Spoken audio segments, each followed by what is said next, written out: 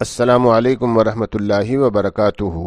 معروف عالم دین مولانا جلیل احسن ندوی رحمہ اللہ کی مشہور و معروف کتاب سفینہ نجات کے باب برے اخلاق کے ذیلی عنوان برے خیالات کی پرورش نہ کرو حدیث نمبر 217 پیش کرنے کی سعادت حاصل کرتا ہوں۔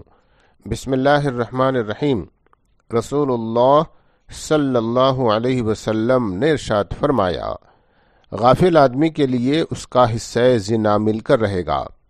شہوت کی نظر سے دیکھنا آنکھوں کا زنا ہے، شہوانی باتیں سننا کانوں کا زنا ہے، اس موضوع پر گفتگو کرنا زبان کا زنا ہے، پکڑنا ہاتھ کا زنا ہے، اس کے لیے چل کر جانا پیروں کا زنا ہے، اس موضوع پر گفتگو کرنا زبان کی زنا ہے، خواہش اور تمنا دل کا زنا ہے، اور شرمگاہ یا تو زنا کا عمل کر بیٹھے گی یا ارتکاب سے رک جائے گی۔ اور مسلم و ابو داود میں اتنا اضافہ ہے اور بوسہ لینا منہ کا زنا ہے۔ اس حدیث مبارکہ کو روایت کیا ہے بخاری، مسلم، ابو داود اور نسائی نے، اور اس کے راوی ہیں حضرت ابو ہریرہ رضی اللہ تعالیٰ عنہ۔ مولانا جلیل احسن ندوی رحمہ اللہ اس حدیث مبارکہ کی تشریح کرتے ہوئے لکھتے ہیں، یہ حدیث بہت زیادہ اہمیت کی حامل ہے۔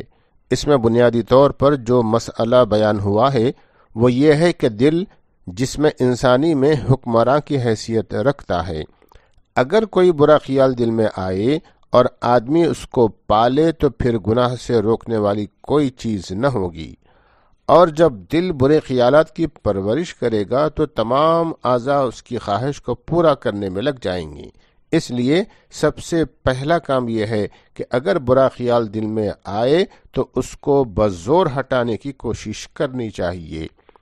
اس حدیث مبارکہ میں یہ مسئلہ نہیں بیان ہوا ہے کہ زنا کرنے پر آدمی مجبور ہے کیونکہ تقدیر میں لکھ گیا ہے، اور تقدیر کے لکھے کو کون مٹا سکتا ہے، بلکہ مسئلہ بیان ہو رہا ہے کہ آدمی اگر غافل رہے اور ایمانی تربیت نہ کرے تو زنا، مقدمات زنا اور دوسرے جرائم سے نہیں بچ سکتا۔